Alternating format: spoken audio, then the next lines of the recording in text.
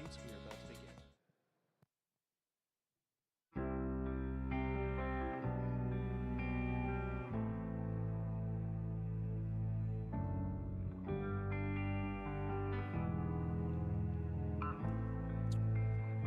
Welcome, everybody.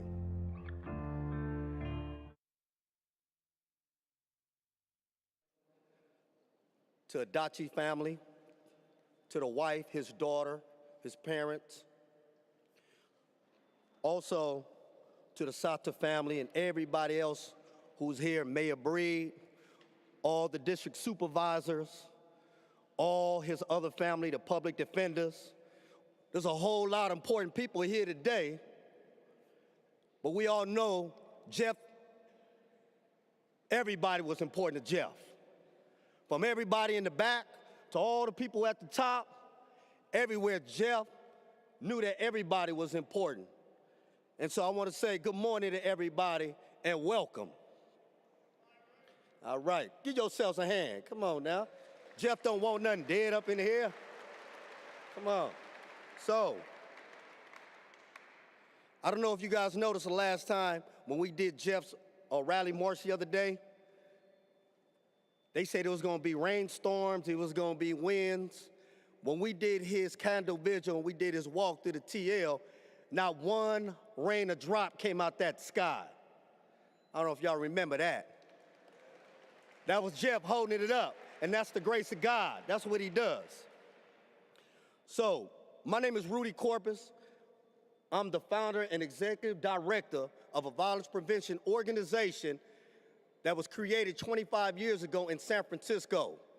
The United Players, the mighty, mighty United Players. That's right, that started from gang violence, that started from the streets. And Jeff was one of my homeboys that actually supported us. He was on our board. But more importantly, Jeff was about the people. He was a fierce fighter. Jeff fought for the have-nots. Jeff fought for the people, man, who couldn't stand up straight. Jeff fought for the people who wouldn't stand up for. And so my brother Jeff, you see him on the screen looking clean as Clorox like always. Got his hair greased back.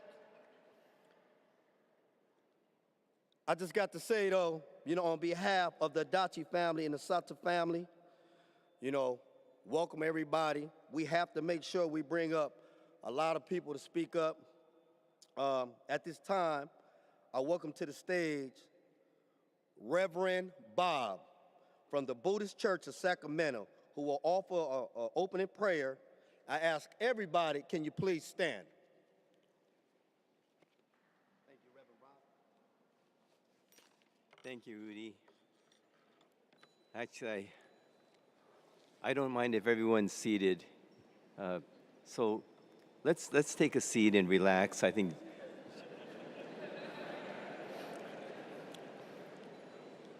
Jeff would say, nobody stood when I walked in the room before, so. But I know each of us will always remember exactly where we were when we heard that we had lost Jeff. And since that Friday evening of February 22nd, it has been 10, 11 days of disbelief for each of us who Jeff has touched with his life. There's a cloud of sadness that seems to just hang over our hearts, and our thoughts are filled with so many memories of what Jeff Adachi has meant to us. In the past days, I've encountered so many members of his extensive family and family of friends, all of us, unable to accept the reality that he is gone, feeling, how can this be so? Asking, was there nothing more that could have been done? We have moved numbly through the days, feeling this is just a terrible dream from which we cannot awaken. How much more so for Mutsuko and Lauren, for Sam and Gladys, his parents, for Stan, his brother. How much more so for all of Jeff's extended family who saw and worked with him on so many projects and programs. So young at only 59, we cannot help but feel that he should have had many, many more years of life to fill. It just doesn't seem fair. We tend to feel that youth is synonymous with life, and the younger we are, the more we have a right to live. But as we are taught in Buddhism, from the time we're born, there is no guarantee of even one day of life. Each day is a gift, not to be taken for granted. We know this. In our minds, we know this. But in our hearts, always we wish it did not have to be so. No one would have thought, as we ended last year, that 53 days into the new year, we would be without Jeff. Today, we come together to miss and mourn him, to help each other and hold each other, and together honor him with our tears of love and appreciation. Within our sadness, there's a deep awareness that we must not take for granted the time we have together. And every opportunity to appreciate the people we love is one to treasure. In knowing loss, our eyes of enlightenment are opened, and we realize again that if someone has shown us kindness, let us thank them now. If there is someone we care for, let us appreciate them now. Jeff was extremely close to his family and proud of his heritage, and he knew his grandparents and parents were born into a time that was not welcoming to those of Japanese ancestry. But he watched them work hard, overcoming obstacles of social prejudice and institutionalized racism, to give he and his brother Stan every opportunity to succeed in an environment that was not nurturing to people of color. But Jeff also knew that each of us was born with a wonderful and unique life in a time not of our choosing. He knew that we must learn to accept our unique circumstances and do the best we can, to live the best we can, always doing the best we can. This was Jeff, and I remember feeling about 10 years ago that he was just hitting his stride, and he was entering what I felt would be the most productive and meaningful years of his life. My wife Patty and I have been, for the past 3 years, the chaplains for the California State Assembly. We were there last Monday when the Assembly adjourned in Jeff's memory, and we were so moved when Assemblymember David Chu spoke personally of his first encounter with Jeff. David said, he was in a courtroom when this man entered the room, and there was an energy about him that was unmistakable. He had to ask someone, who is that guy? It was Jeff Adachi. Then he added, Jeff Adachi was a force of nature. Of that, there is no doubt. And all of us who knew Jeff felt that same amazement at the incredible energy and purpose with which he lived. It is said that the greatness of a man can be measured by how much his life has touched the lives of others. When a baby is born, amid the joy, only the baby cries. But when one has lived their life well and truly touched the lives of others, when such a person dies, there will be many tears, for many will cry. The tears that we cry are also our tears of love, and Jeff has earned those tears. And beyond these walls, I know there are many who are crying their tears of loving tribute to Jeff, testimony to the irreplaceable loss of a man we will never stop missing. To his family, I know there are no words to truly ease the pain of losing him. By his very nature, he helped us define who we are too. For I feel it is impossible to have known Jeff and not feel somehow inspired and changed for the better. I am honored today to be a voice representing his spiritual tradition and his extended sacramental family of friends in expressing our collective gratitude for his life and our appreciation for all that he has done. In opening our service for Jeff this morning, would you please join me closing our eyes and have a moment of thoughtful reflection. Throughout these past 11 days, thoughts of Jeff have weighed heavy on my mind and in my heart. To me, he embodied the essence of what the great masters have encouraged through the ages. The Buddha encouraged for us to become selfless. Chuang Tzu understood that true leadership is in creating leaders. And my favorite quote by the Persian spiritual poet Rumi, one that I feel describes the essence of Jeff Adachi, is this. Rumi wrote, "When we stop admiring ourselves, then all that we do will become admirable." To me, this was Jeff Adachi. Namo Amida Butsu, with kindness and gratitude beyond words.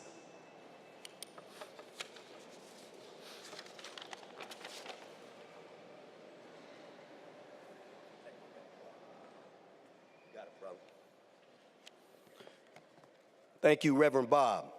Thank you. It is with much honor and gratitude that I was chosen to be the MC of this event. You know, I would never think that y'all had me up here, but I knew it was Jeff's spirit and his family who said, "Come on, Rudy, we need to have you up in here because we got to make sure that we bring some joy up in here and make some people laugh or even make people cry because, like Reverend Bob said, it's okay to cry. It's okay to grieve, and it's okay to feel. So it's good that we let ourselves speak about how we feel to somebody that you trust. Otherwise, you're going to bottle that stuff up, and you may go crazy, or you might end up.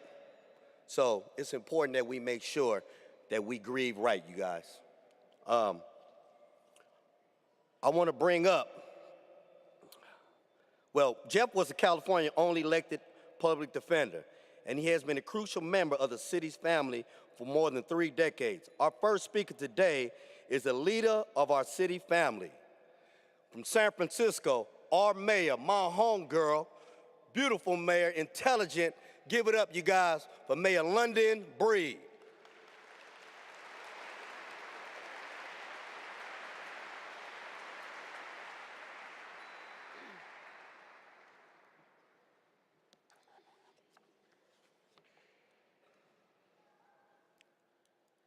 Hello, everyone. I first met Jeff Adachi when I was 15 years old. A friend of mine had been arrested, and I went to her home to check on her family.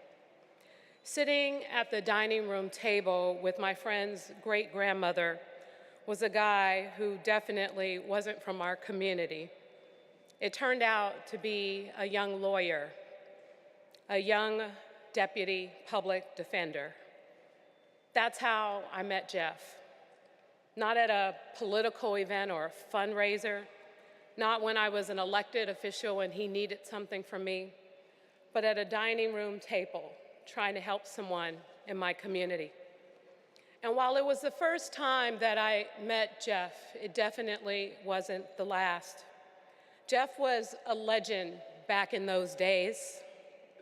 He would walk into public housing and people would see him coming, and first they would say, "Who's that?"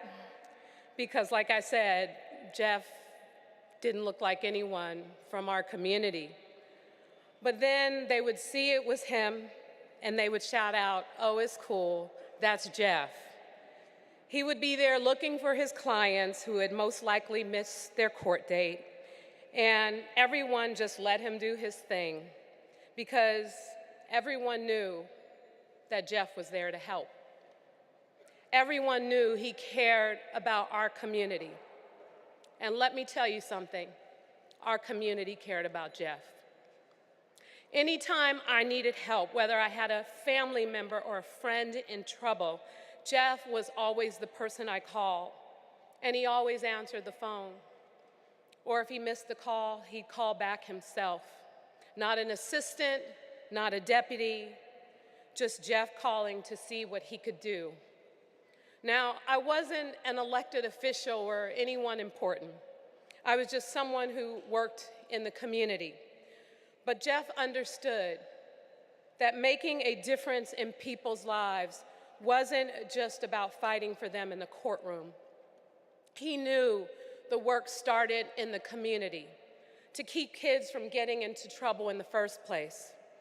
When I was working at the African American Art and Culture Complex, Jeff was always there to support us, to support our young people. At that time, we were dealing with some of the worst violence in this city's history, homicides on a weekly and sometimes daily basis. I worked closely back then with Cheryl Davis and Supervisor Valley Brown. He called us the Three Amigos.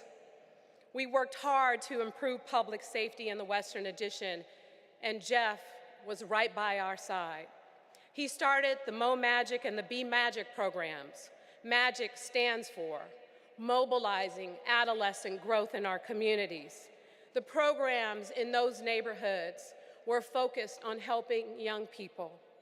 And when we did events and programs and things with the kids, our backpack giveaways, our health fairs, National Night Out, anything that we had going on in the neighborhood, Jeff was always there, always with us through the good times and the bad times. And he was definitely there for people who were in trouble. He was committed not only to the fight for justice in the courtroom, but he was also a relentless advocate for criminal justice reform. Jeff led the way on so many progressive policy reforms, from reducing recidivism, ending cash bail, to standing up for undocumented and unrepresented children. We teamed up to eliminate criminal justice fines and fees here in San Francisco, fees that were driving people back into poverty and, sadly, sometimes into crime. Because Jeff knew that disrupting the cycle of poverty and imprisonment started long before any crime was committed. This past week has been so hard for so many of us. Jeff was my friend, and it's always hard to lose a friend. But even more than that, Jeff was a champion for my community.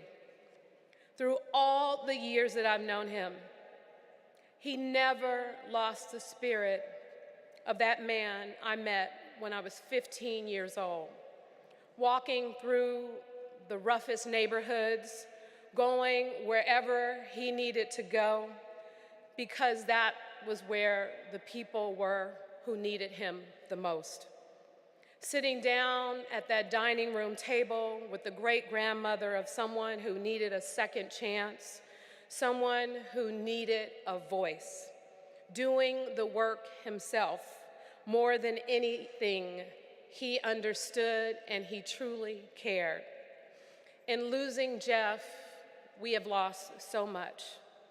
To Mrs. Adachi and Lauren and your entire family, to his second family, the folks who work with him closely at the Public Defender's Office, I am so sorry for our loss in San Francisco. We've lost so much in losing him. I've lost a friend, the community has lost a champion, and our city has lost a man who will never be replicated, but who will always be remembered. But in Jeff's life, we have gained so much. From his work, his advocacy, and his commitment to change. From the examples that he set for so many. Today, we honor his life. We honor our friend. We honor our public defender. And tomorrow, we get back to work fighting for what we know he cared about most, a more just and equitable San Francisco. Thank you.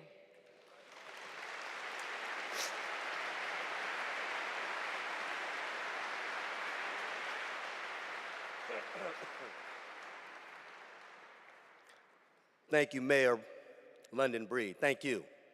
I got to say, to all you guys who work with Jeff, his family, you guys do a relentless job. And I know Jeff trained a lot of good people in your office. So, I know it's hard to be up here and to talk, So if anybody need a lawyer, y'all got some good lawyers right over there, y'all. A lot of good public defenders in the house. Jeff used to say, we ain't no public pretenders, we are some public defenders. Believe that. So my hat's off to y'all. We have Daniel Liu, a public defender from Minnesota, who also came up. Thank you, brother, for coming all the way from that cold city to our warm city. Brandon Woods, public defender of Alameda's in the building. Y'all, let's give them a hand. All our lovely supervisors right here. Thank you guys so much. Hillary kicked us off with me over a phone call, so thank you, Hillary. My guy right there, Matt Haney, my district, my brother, like no other. Thank you, brother. And all you other guys out there who's doing amazing work. I'm gonna say thank you, London Breed, because you know what, Jeff did walk through our neighborhoods, to some of the toughest neighborhoods he came through, and everybody looked at him like, who is this cat?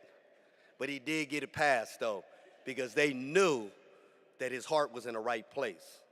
And so, as a fierce advocate for racial justice, Jeff Adachi played an important role in the community of San Francisco's justice worker.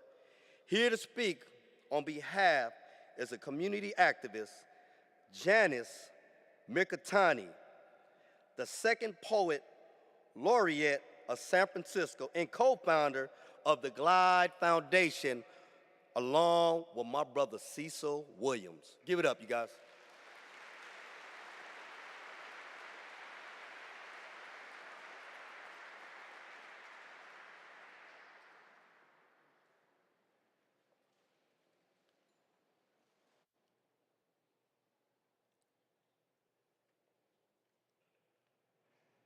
It's a very great honor for me to be part of this memorial. Cecil and I and the Glide family offer our condolences and prayers to Mitsuko and daughter Lauren and the entire Adachi Sata family. The Glide family has respected and supported Jeff Adachi's legacy of being a warrior for the underserved and the marginalized, and we share his passion to provide equal justice for all. He will be sorely missed. This is a poem for Jeff Adachi. In many cultures, salt is a symbol of wisdom, sharp wit, peace, warding off evil spirits.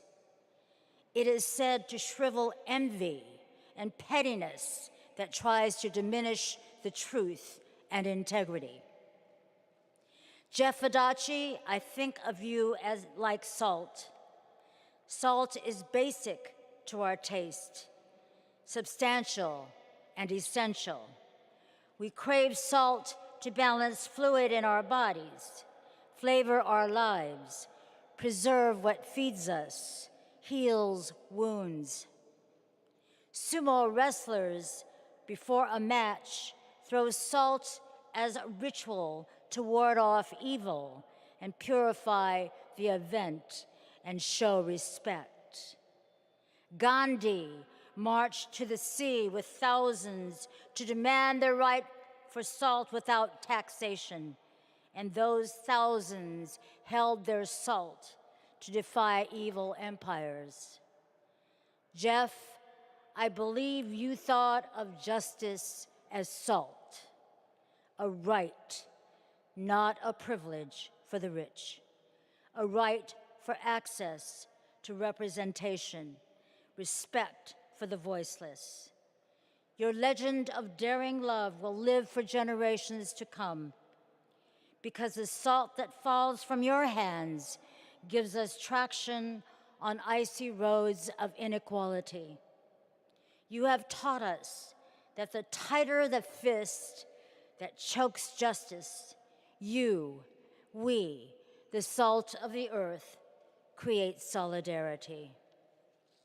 Your work for endangered youth, immigrants, the poor, like salt, warded off neglect, evil intent, and injustice. So, Jeff, as we honor you, we weep, releasing salt to our eyes. Thank you.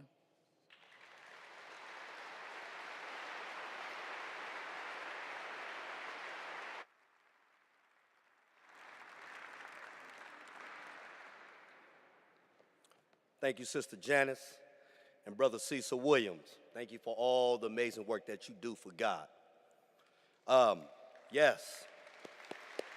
Y'all didn't know I was a part of Glide Memorial back in the days when I used to live that life. I was on the Facts on Cracks program in the 80s, man. So I just want to say thank you, because look at me now, 30 years later, player. I'm pushing like a pregnant woman, huh? So, Jeff was a pillar of the San Francisco legal establishment for more than 30 years. In his extensive career, he fostered deep relationship with countless leaders and community members. Shouts out there to all the other city officials who's in the House, all the senators. Shouts out there to you guys. One of many leaders who had the privilege to work with Jeff throughout his life was a fellow Hastings alumnus. Jeff's friend and also a mentor. This brother right here is another brother who is sharp. He is sharp like a new pack of razor blades. This man right here, man, dresses so sharp. My mentor, they got a bridge named after this cat. Please welcome our Honorable Mayor Willie Brown, the Honorable Willie Brown. We will hear a musical tribute to Jeff from the Glide Ensemble right behind this man. Thank you, my brother.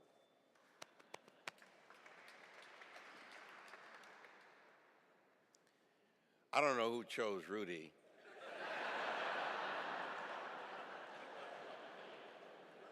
Clearly, there was not a vote. To the Adachi family, and to all those public defenders and the people who work in the public defender's office, you, for sure, have heard, and I'm sure Jeff has told you, that he was my lawyer. Politicians should all have criminal defense lawyers. I understood that very clearly, and I only wanted the best. In my capacity as the mayor of this town, there was an occasion when then public defender Jeff Brown, and I knew all the public defenders from the time I first started practicing law back in the 50s. People I wanted to meet were the ones that I thought knew something about the law. I knew I didn't, and they were there every day. And so I knew every public defender, every head of that office. Jeff Brown bailed out. When he bailed out, it gave me the opportunity as the mayor to appoint. I didn't appoint my friend, Jeff Adachi. I appointed someone else. Jeff Adachi ran and won. Called me up and said, okay, I'm still your lawyer. I wondered aloud whether or not if I had a problem, would he negotiate a plea for me rather than defend me, as he has done so for so many people successfully. But he said, I want you to come to my swearing in. And I said, well, Jeff, wait a minute. You know, I'll come to your swearing in, but I want to be anonymous at your swearing in. He said, no way. You'll never be anonymous in my life. You are the mayor of the city. You're my friend, and I want you there. And I came to your swearing in, and one or two of his people didn't like the fact that I was there. And Jeff said, if you don't like it, it's here, you leave. That was the nature of who Jeff Adachi, for all of us, really was. He was a stand-up friend, a talented lawyer. He chose to be a criminal defense lawyer in the public section, not for private, but in the public section and in the public way. At every stage of his career, during the time that he served all of us, he was a strong advocate for every aspect of what ought to be the rights of all the people. Mayor Breed said it so eloquently when she placed him first at a dining room table, looking out for somebody who had no other access to equal justice under the law through the advocacy of a quality criminal defense lawyer. Jeff Adachi was all of that. My many, many breakfasts with Jeff Adachi were always wonderful because Jeff was also incredibly generous. Jeff would show up and give you a tie. I always knew that it was going to cost me eventually, but I would take the tie and start to wear it. And when I wore it, Jeff loved every second of my wearing his tie. Wilkes Bashford screamed about it, but Jeff advocated and gave it and did all of what he should do to make life better for others. Yes, as Mayor Breed said, we are really going to miss Jeff Adachi because I had a second relationship with Jeff Adachi. Jeff Adachi, had he not been a lawyer, had he not been so gifted, had the Lord not decided that he should be that advocate, would have been a movie maker. He knew how I wanted to be an actor, and I wanted to be a movie maker as well. We spend more time discussing movies and the content of movies and judging movies than we did anything else. I always wondered, at some point, Jeff retired, and if he'd become a movie maker, maybe I would get a role better than that which Francis Ford Coppola gave me, and The Godfather or some of the others. But that's how much I loved and interacted with and joked around with Jeff Adachi. Every public event that I have ever given in this city, Jeff Adachi was always there, whether invited or not. That's who Jeff Adachi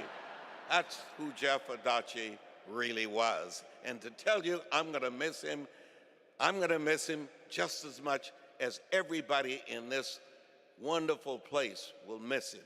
I remember so clearly, and if Louise Rennie was here, she probably would have remembered too, when we were trying to redo City Hall, and it took them so long to do that. Jeff Adachi wanted the public defender's office put in City Hall. He got a better deal on 7th Street, but he really did. He said, you said everybody connected with city government would have a presence in City Hall. I think the public defender should have a presence in City Hall. And then Jeff Adachi came to me with the bizarre idea. He said, every dollar you give to the district attorney's office, you've got to match that in the public defender's office. I thought about that for 30 seconds and I said,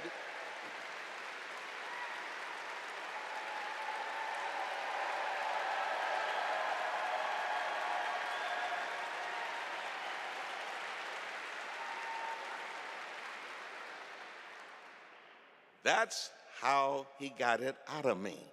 He showed up with more people advocating on the behalf, and then he required me to come out to the juvenile justice facility to make sure that I understood how important it was for there to be equal resources on behalf of youngsters who were in the system, because Jeff wanted youngsters out of the system, and he wanted them never to return to the system, and that's the basis.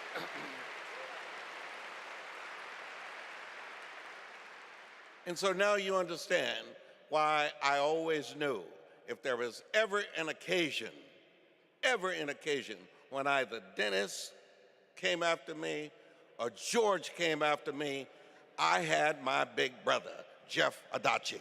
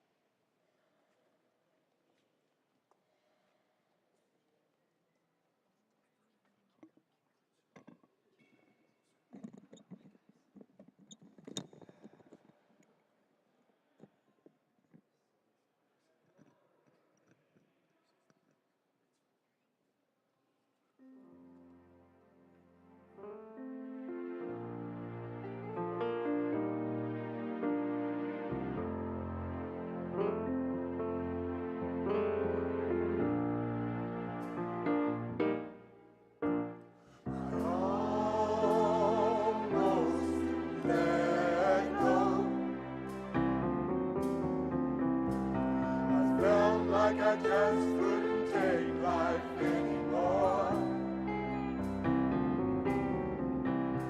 My problems had me bound. Depression weighed me down. But God held me close, so I wouldn't let go. God's mercy kept me, so I wouldn't let go.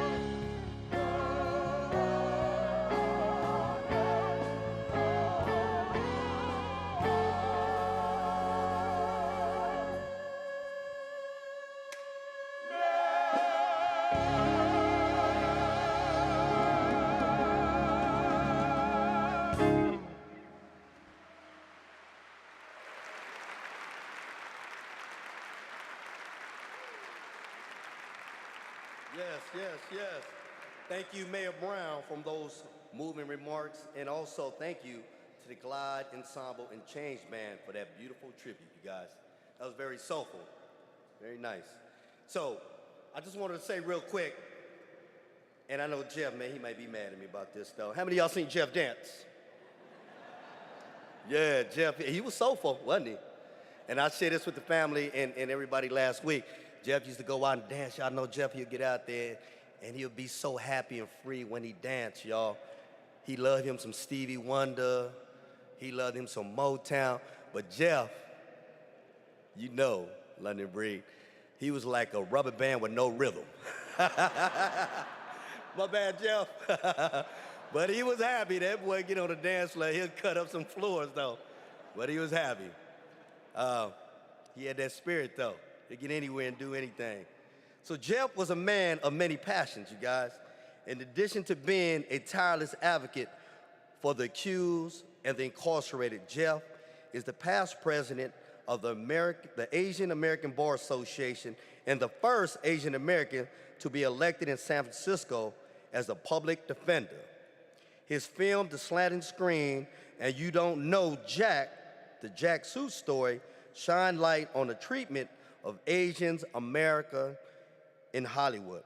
We lost a lot of good people over these several years from our Asian Pacific Islander community, you guys. Rose Pack, Brother Ed Lee, my brother Howard Dansell, Professor Don, Steve Aurelio, and Brother Jungle, you guys. We lost them. May they rest in peace, you guys. And now we lost Jeff. And so, I want to bring up a young brother from the Asian American community here today to speak about his involvement in the Asian American community. My brother, Paul Asaki, y'all. He's the executive director of the Japanese Culture and Community Center of Northern California. Give him a welcome.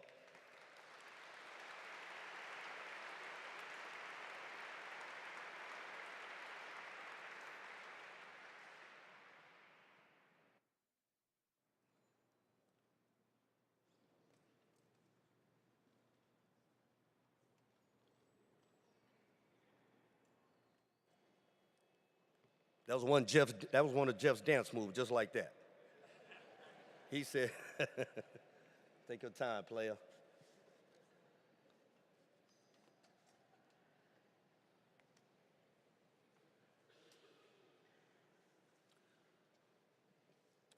Well, as you can see, I'm not that young. No one's called me a young brother in a long time, but I feel young. I'd like to begin by offering my condolences to you, Mitsuko and Lauren, the Adachi, and the Sada family. I can't imagine what you're going through. But I want you to also know that in my 40 years of working in the community, I've never seen a Japanese American so beloved by so many people across the city,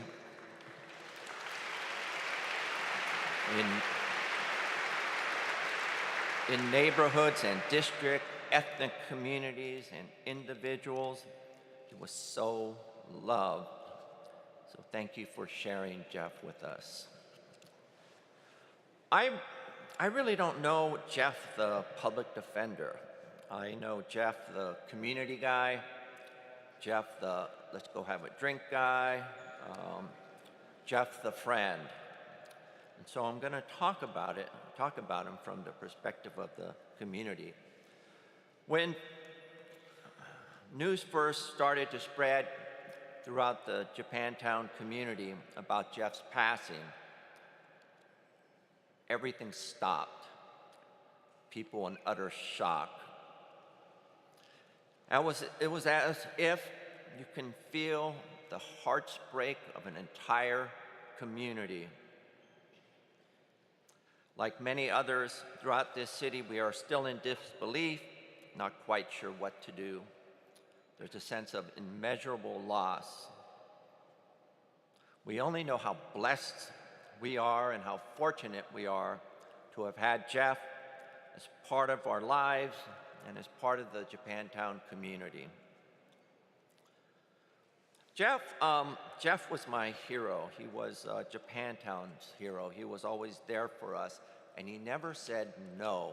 And he was there at almost every event or cause that we needed him to be at. Jeff was like our Japanese-American Sansei Superman, seeking truth, justice, and in search of the American way.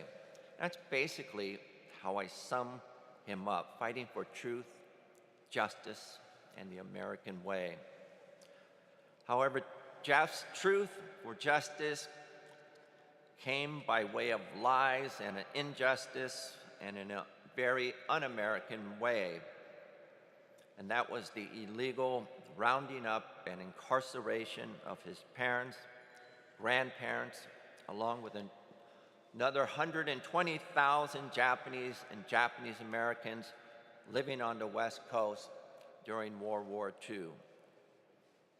That injustice based on lies and a violation of our constitutional rights, he said, was one of the factors that led him to become a criminal defense attorney so that he can fight for justice for all, find truth in lies and cover-ups, and give a voice who don't have a voice, and to ensure the protections of the constitutions and make sure that they apply to everyone.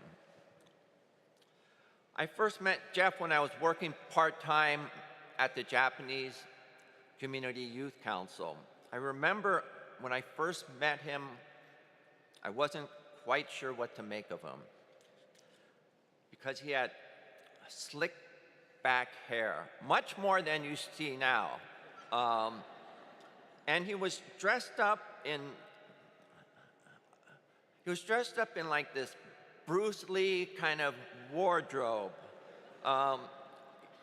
You know, and it wasn't Halloween, so he actually liked this. He was wearing like a white tank top, so I could see his tattoo. I called it ugly, but his tattoo. And he was wearing blue sweats and something that looked like kung fu shoes. I thought it was odd, especially for a Japanese American, but I didn't say anything because I could tell he thought it was very cool. And because there actually could have been a chance that he did know kung fu and can kick my butt. Jeff was not your typical Japanese American male. He couldn't shoot a basketball. He enjoyed public speaking. He ran for political office. He had no problems asking people for money. He challenged authority. He said what was on his mind.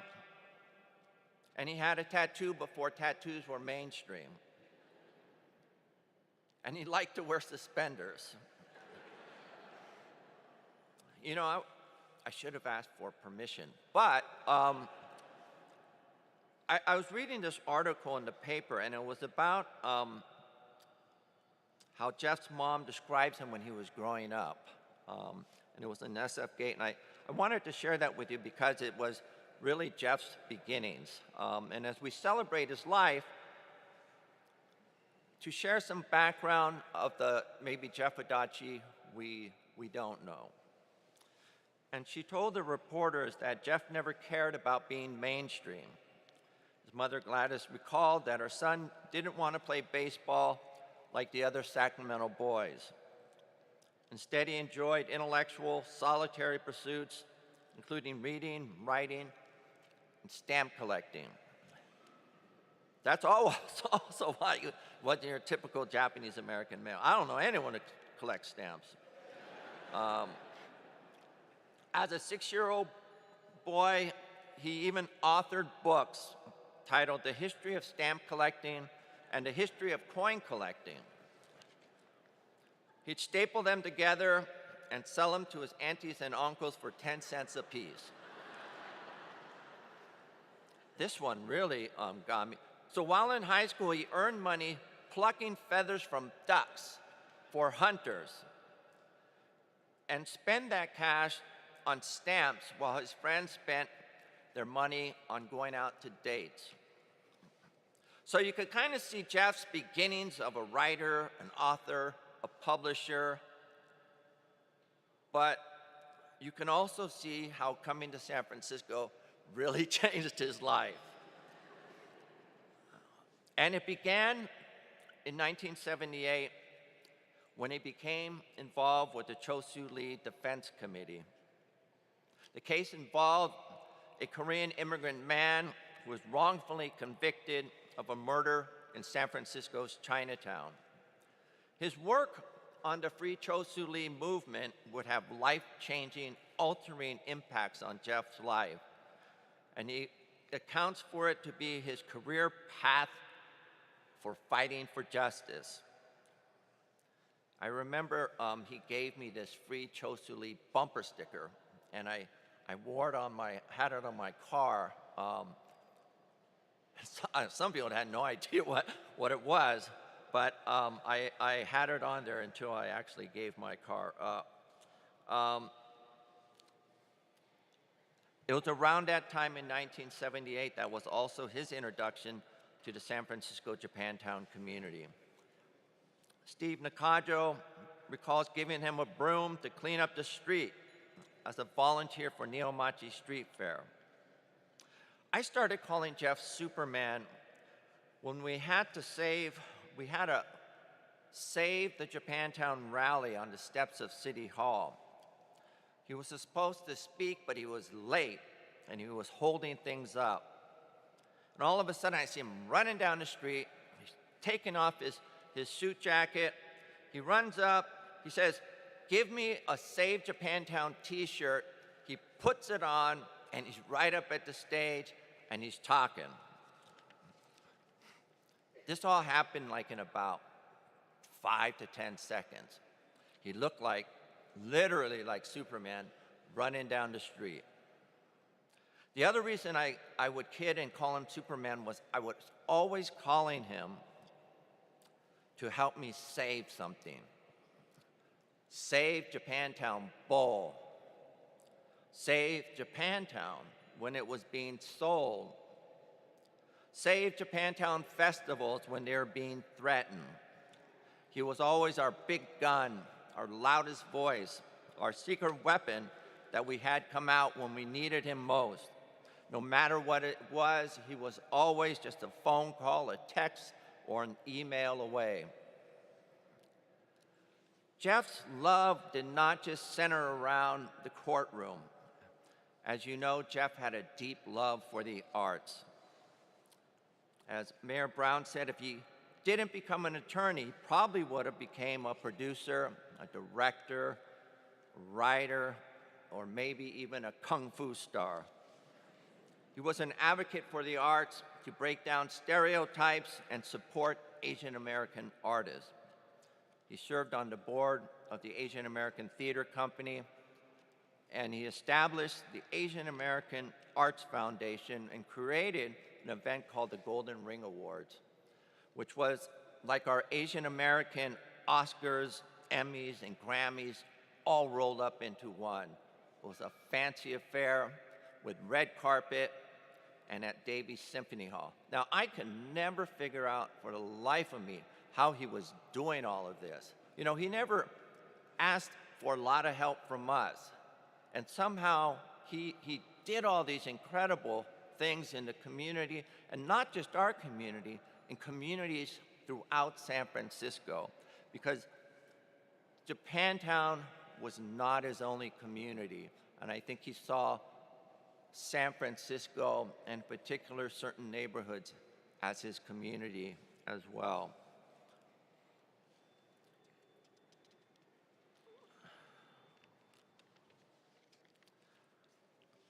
Somewhere, somehow, he found the time to also make documentaries. You know, you talk to people who make documentaries for a living, and it's a 60-hour-a-week, a day job. And somehow Jeff found the time to do this. And they were real movies, you know, with scripts and directors, interviews, lighting. I mean, he did the whole thing. His first one was called Slanted Doors, addressing Asian American male stereotypes in Hollywood. We used to talk a lot about that because if you walk into my office, it's like a Japanese American museum.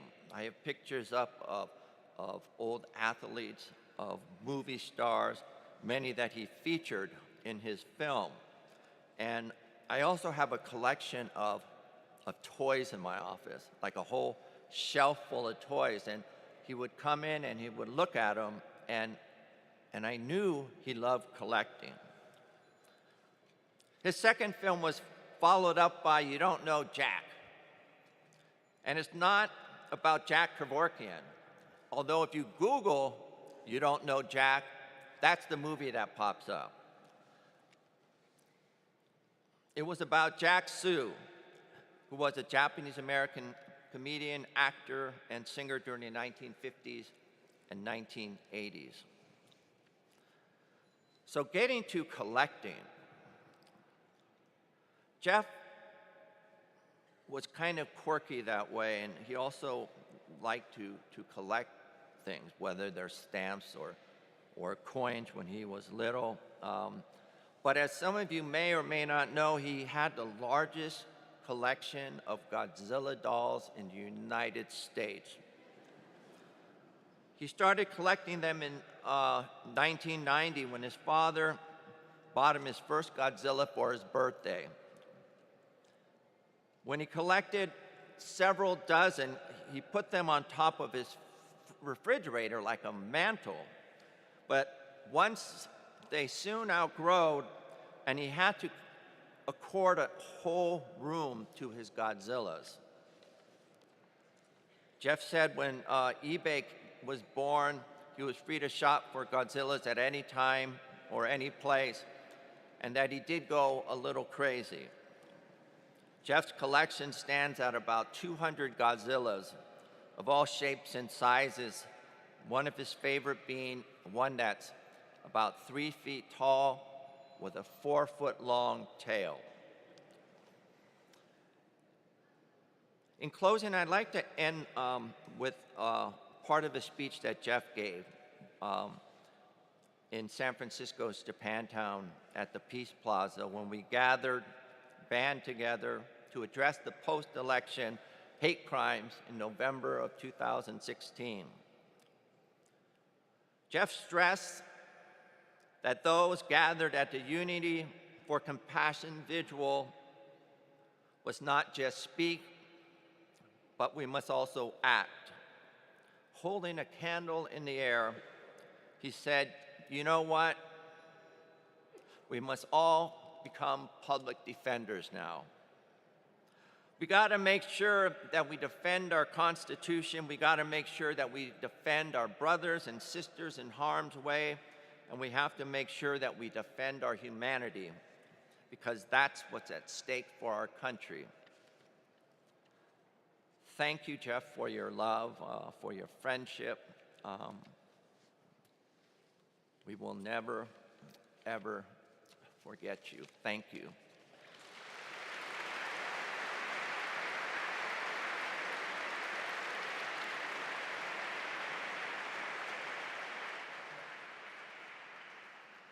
Thank you, Brother Paul.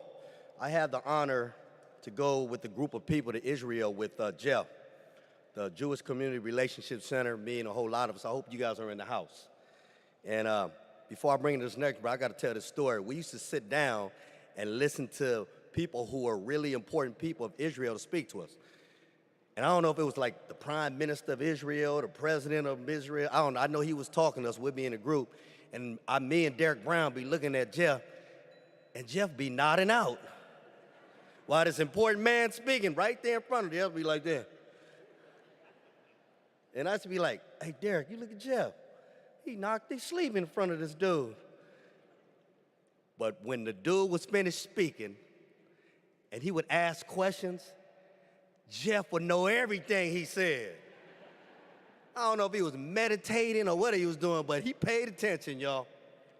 So, I just got to say thank you. This guy, the next person who's coming up, Jeff managed an office of 93 lawyers and 60 support staff. The San Francisco Public Defender's Office represents over 23,000 people every year. 20,000 of my homeboys. And provides a number of innovative programs, including drug court, the Clean Slate program, and full-service juvenile divisions, and a gang of CBOs in San Francisco that I know Jeff supported, especially Mo Magic. As a highly collaborative team player, Jeff did not work alone. Here to represent the dedicated attorneys and staff of the Public Defender's Office is San Francisco's Chief Attorney, Matt Gonzalez.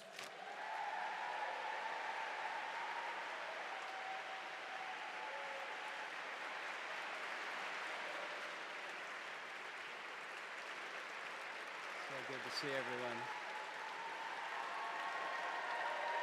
So, thank you. It is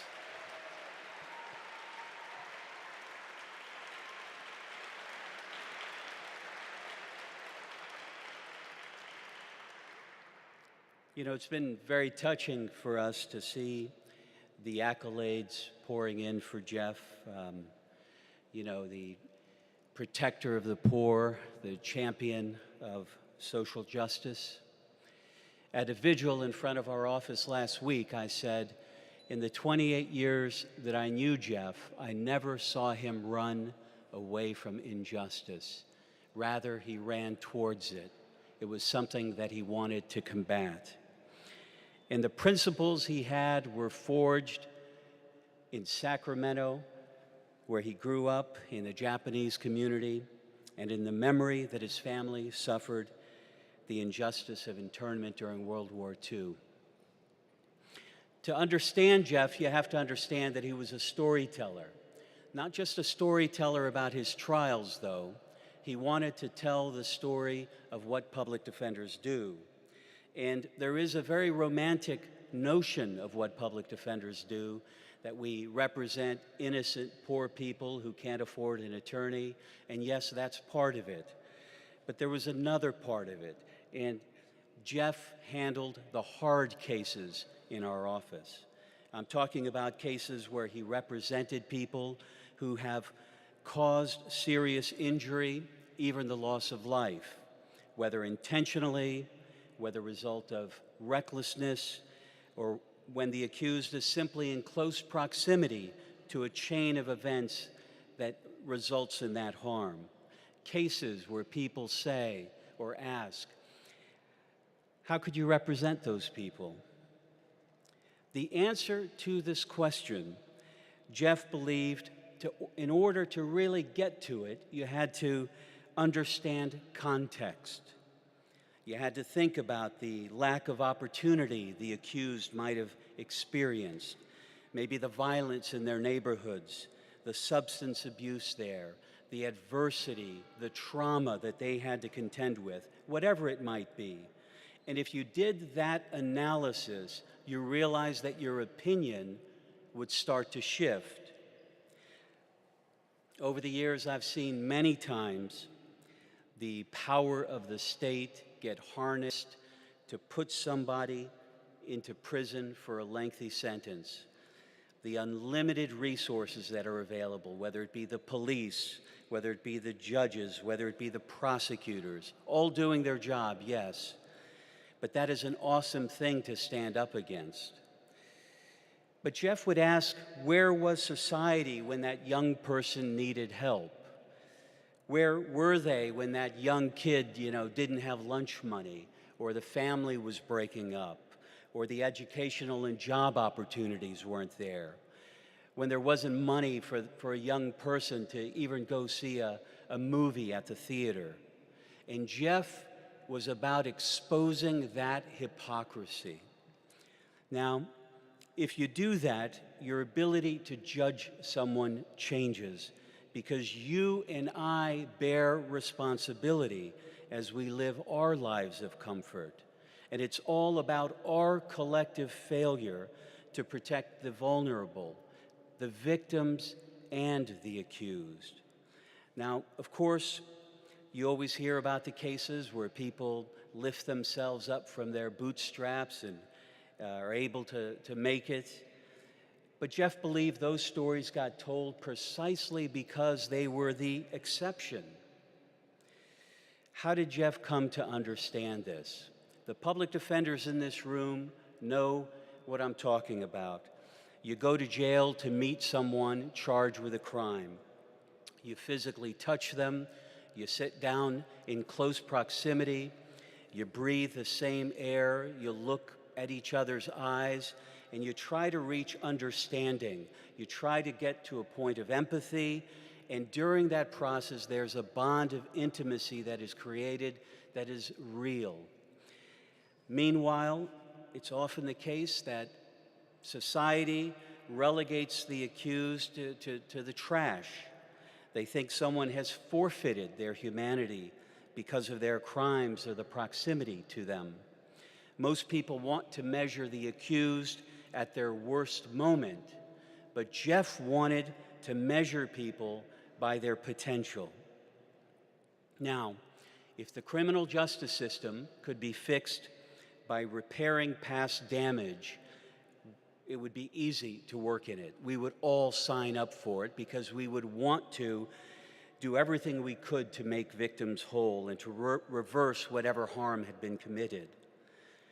But Jeff believed that having empathy for the accused did not betray victims, for whom we also must grieve for. When Jeff walked in a courtroom and proudly ignored the sentiments that his client didn't deserve to have an attorney paid for by the state, or the calls to send someone to prison for life, Jeff was proud because he was representing a human being, not for what they did or might have done, but because they were a human being and deserved dignity and a meaningful life. When he walked into court with someone reviled in the press or perhaps in the public space, he didn't judge their conduct. He didn't condone their conduct either. But he walked into that court because he was as certain as his opponents were not that the system needed to change. Jeff believed this to his core. Now, it's always bothered me that our system is premised on this, the entry of a not guilty plea. Somehow I think that there should be more pleas available. I think the defense should be able to enter a plea of understanding. I think that there ought to be a plea for shared blame and responsibility. Or how about, Your Honor, the defense pleads systematic failure. Thank you.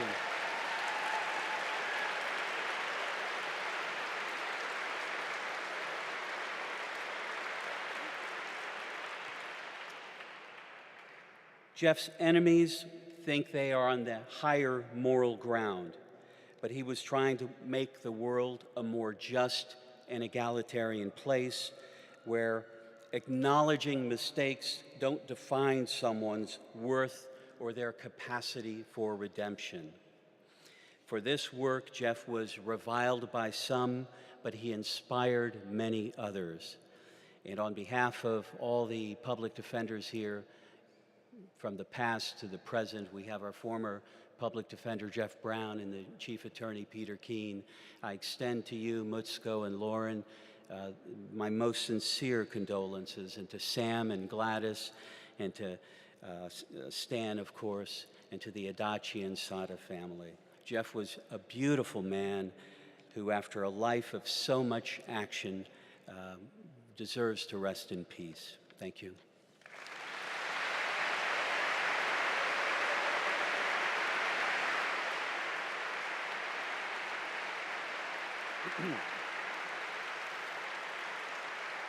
Thank you, Matt.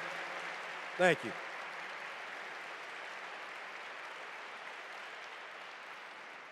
If you see a lot of the guys walking around in United player jackets or shirts, Every single one of those dudes did a life sentence in prison, and those are all Jeff's homeboys. So you see they're all standing all up around here, they probably back there. But Jeff loved all these dudes and stood side by side with all these dudes who people would not even want to talk to. But Jeff was right there with us. So thank you, Brother Jeff, for that. At this time, I would like to welcome to the stage Public Defender Adachi's brother, Stan Adachi. Give it up, y'all, for Stan.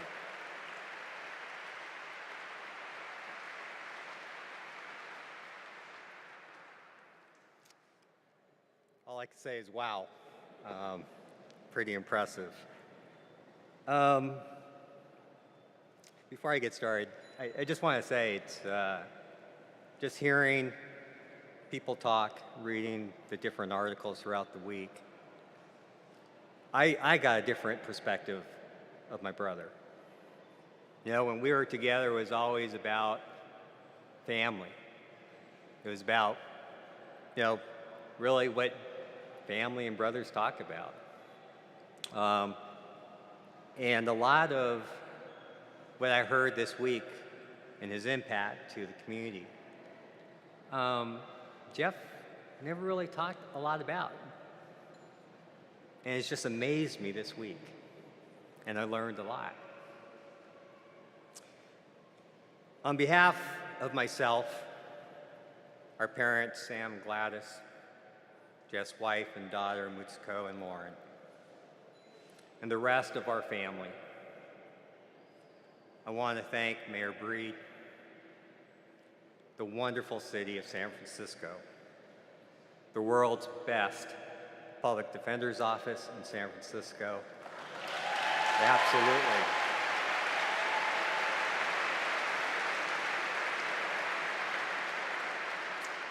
All of the distinguished speakers who spoke so eloquently. Mayor Brown, I understand you also had a loss in your family, and our condolences to you. And thank you for being here today with us. And to our special guests,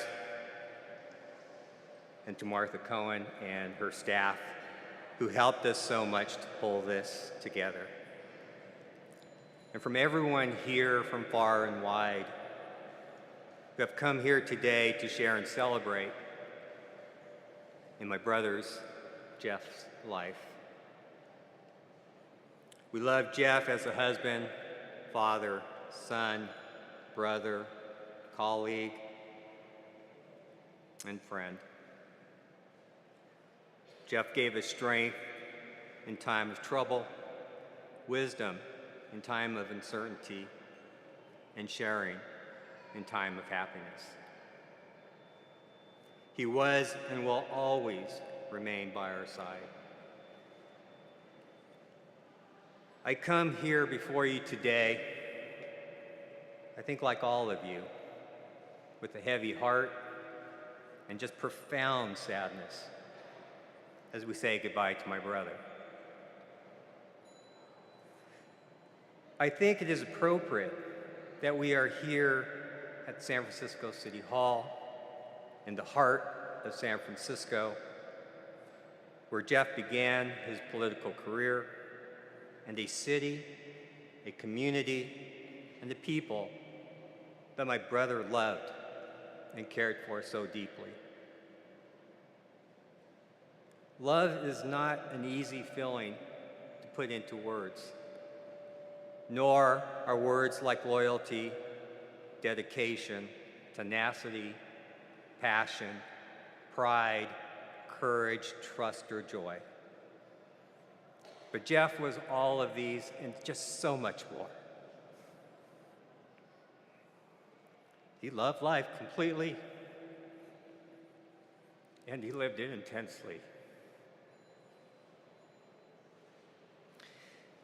I can tell you that these attributes and the words you heard today are not just representations of Jeff's political persona, nor of recent development. but rather they run deep into the core of Jeff's being. It is who he is and what he always aspired to be. In elementary school, Jeff was an avid collector of monster models. I think to the point it had our mom a little worried about her son. In middle school and high school, Jeff delved, as you heard from Paul, in collecting stamps and coins. You heard about his newsletter. He also had a subscription, if anyone is interested. And always he started to learn to play the guitar. He always had an angle. He also started to learn martial arts, I think with the aspirations of becoming the next Bruce Lee. I know him and his friends used to shoot 8mm movies of themselves jumping off roofs for some reason. But to understand Jeff, one would only need to look at his massive Godzilla collection. Some call it passion. I call it obsession. It was also about this time he began to learn about and ask our parents about the Japanese internment and the Japanese-American experience. I think he struggled, like many of us, to make sense of how any government could intern its own citizens for no fault of their own, with exception to their race, color, or creed. I think it was a journey that would ultimately transform him. It was the beginning of Jeff's passion to serve his community and those who had lost their voices in society. He became an impassioned advocate, as you heard, for the Japanese internment reparations, and he joined the fight, as Paul mentioned, to seek justice for Chol Soo-lee. I still remember the day when my brother called home to tell my parents that he wanted to change majors at UC Berkeley from business management to Asian American studies. As you can imagine, our mom was absolutely beside herself, questioning what kind of career could Jeff ever have with a degree in Asian American studies. And after much discussion and debate, she finally relented. After my brother promised her that he would go to law school following his graduation. So perhaps you can say that the rest is history. But as I thought about it, I truly believe that practicing law and being the public defender, as much as he loved his job, as much as he loved the people he worked for and the people he represented, was always just a means to a greater end for Jeff. It allowed him the opportunity, as you have heard, where I believe he got the greatest gratification, pride, and joy, to fight for those without voices, to be a positive, persistent force within the community, to establish the American Arts Foundation, where it was set up to recognize and celebrate Asian Americans in the arts, to be a writer and a filmmaker. For my brother, his approach to life was always, always all or nothing. This is the way he lived, and this is how he leaves us today.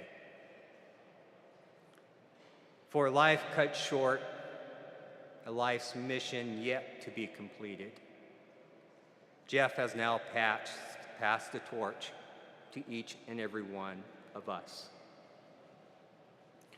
I ask all of you to take a piece of Jeff's spirit. If you leave here today with anything, take a piece of his spirit. and bury it deep within your hearts and your soul.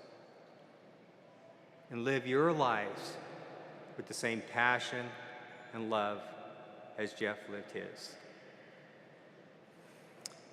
There's a passage from Jeff's first book that I'd like to share with you that I think represents Jeff at his rawest. There's no Japanese saying which claims that curiosity can kill. Quite contrary to this saying is the story of a little boy artist who ventured into the haunted dwellings of the evil mice. The mice were known to be quite fierce and only appeared in the wee hours of the night. The courageous boy outwitted the mice by painting 100 tigers on the rice paper shoji screens. His artistry was so superb that the tigers came to life and destroyed the evil mice. Now, I will leave it to each of you to decide for yourselves whether my brother was a little boy artist or whether he was one of the fierce tigers. Now, I will tell you that my brother always thought of himself as one of the fierce tigers who fought and killed the mice. I, on the other hand, saw my brother as a little boy artist who, through curiosity and courage, imagination and artistry, and just pure determination, brought his tigers to life to defeat the evil mice. So in closing, I'd like to, if you allow me, paraphrase from Robert Kennedy's memorial. My brother need not be idealized or enlarged by death beyond what he was in life.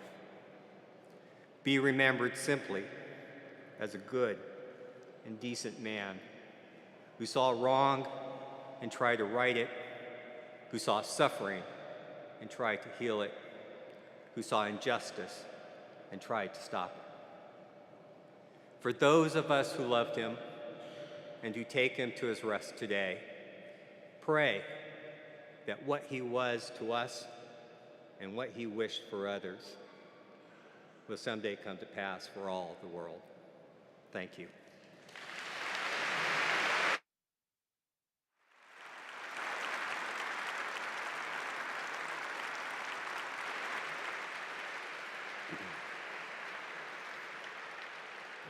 Thank you, Stan. Please know that the city and county of San Francisco joins you and your family in mourning during the loss of our public defender. We are honored by your presence today, Brother Stan, and your family. Jeff was a spirit of love, everybody. He was one of God's soldiers. I know, you know how there's a four-letter word that love is, L-O-V-E, but the way Jeff spelled it was straight N-O-P-E. He fought against and said no to the powers that be. And people, when you think of love, you think it's a soft word and it always means yes. Jeff meant no. And so he was standing for the spirit of love, and I truly believe that we honor his legacy by continue showing the love that Jeff showed. And so, ladies and gentlemen, on behalf of the Adachi and Sati family, I thank you for all attending this memorial service today for Jeff Adachi. I hope you would join Mayor Breed, Mayor Brown, and the members of all the board supervisors and everyone who spoke today in making a firm commitment by honoring Jeff by the way we live, to preserve the legacy of Jeff's life and for his work. So today we will be closing today's service with the benediction from Reverend Ron. You guys, please give it up for Reverend Ron.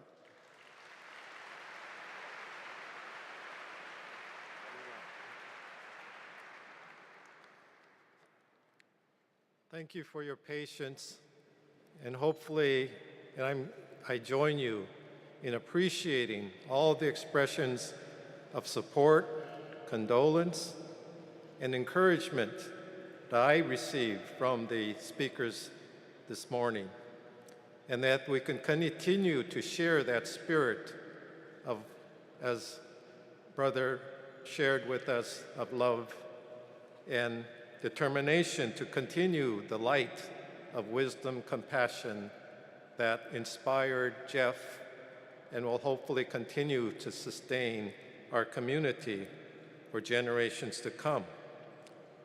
There's this little reflection about what's the difference between a Buddhist and a non-Buddhist? Well, the response is a non-Buddhist thinks there's a difference. And that's what I would hope we can appreciate. The differences are all things that we create in our heads. We make our own assumptions about the other. But the spirit that I think Jeff truly manifested was the spirit of what we call the oneness of our life, that we're all absolutely interdependent, interrelated, and responsible to each other. So this is the light, this is the spirit that I hope we can affirm that we have been inspired from the life of Mr. Jeff Adachi. So with that, I would like to conclude with this closing reflection. And as Reverend Bob did, close with a meditation bell to bring us into our deep sense of connection. And also to share with you a gesture in our Buddhist tradition where we join our palms together in front of our hearts as an expression of that sense of oneness. Throughout history, people have been comforted, inspired, guided by a spirituality that never dies. Today, we have come together in tribute to the life and spirit that Jeff Adachi, to offer comfort to his family, encourage each other to continue his legacy of service to others, not because it was politically expedient, but because he truly cared and was aware that everyone is not treated fairly and equally. Whether it's referred to as Buddha nature, Christ, Allah, Yahweh, should not matter. He has shown us that we all have something worthy and meaningful to realize and live up to in life. Rather than mourning our loss, let us celebrate and cherish what we have received through him in life. Within us, there is an intrinsic spirituality that aspires to realize a unity between secular and sacred. Regardless of means or expression, he has shown us that there is a timeless call or energy that can transform ignorance to awareness, suffering to joy, conflicts to peace, injustice to integrity. May we continue to affirm in tribute the maxim, as Jeff has shown us, it is better to light one little candle of justice than to curse the darkness.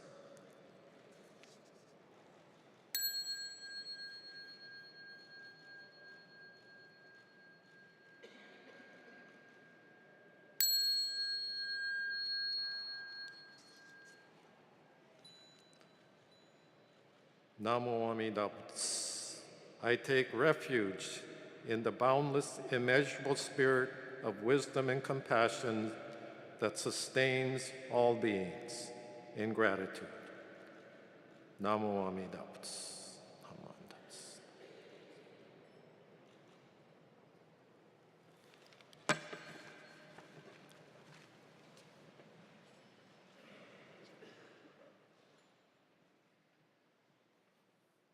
Thank you, everybody, for attending. When I say Jeff, you say Adachi. Jeff. When I say Jeff, you say Adachi. Jeff. Jeff. May you rest in peace, brother. We love you. Thank you, God, for sending us a warrior for peace. Thank you.